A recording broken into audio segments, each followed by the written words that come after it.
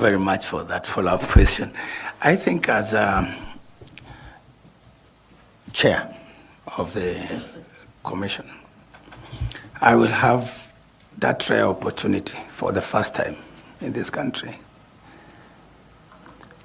to look at these special groups, because I identify as one of them and I've seen.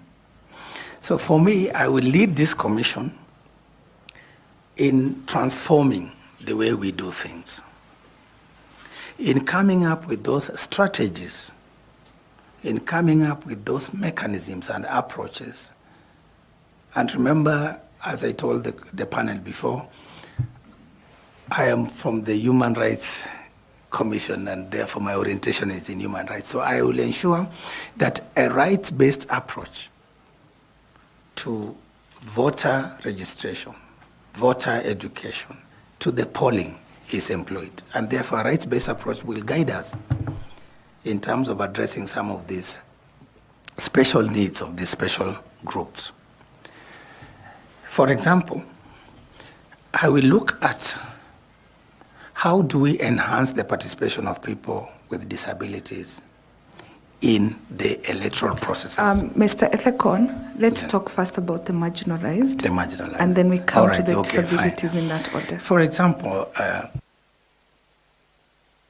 measures, for example, such as how do we reach out to these marginalized groups? There are certain common characteristics. The geographical terrain, the location where these people are. Are they accessible? And if not, can we as a commission then use mechanisms such as mobile voter registration units to reach out to those people in those far-flung and marginalized areas with poor network and communication and transport facilities? Mobile voter registration. There is also the challenge of voter education. How do we reach to these people? Again, we can look at, for example, using local media. They are now, luckily, with the advent of devolution, we have counties and many people have invested in vernacular radio stations. Even in Turkana, we have a number of them, Joka FM and all this. So this, as a commission, we work with these vernacular radio stations to reach out to those people who have not gone to school and who can understand the local language, so that then we can disseminate the information and voter education around that. Then during polling, you know, some of the factors that drive the low voter turnout in these areas, you find in some of these areas in northern Kenya, there's a drought, for example, during an election. People would rather concentrate on looking for the basic survival than go and vote, because that's a luxury to them. Areas where there's insecurity.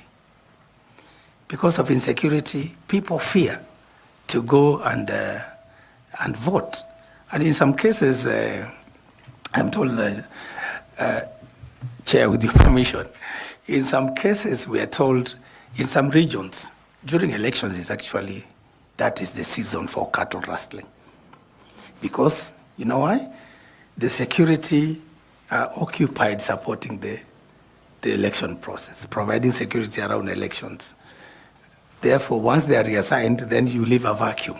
And therefore, these cattle rustlers come in. So those are some of the challenges these people. So as a commission chair, I will therefore work around the clock to ensure that we address those security challenges in those areas that suppress their vote. Issues of drought, for example, working with special programs and county governments to ensure that those populations actually can get, you know, some supplies, some food, some relief, emergency relief food, to enable them get something in their tummies so that they can actually be there to exercise their vote and their universal suffrage. Now let's go to the persons with disabilities. In the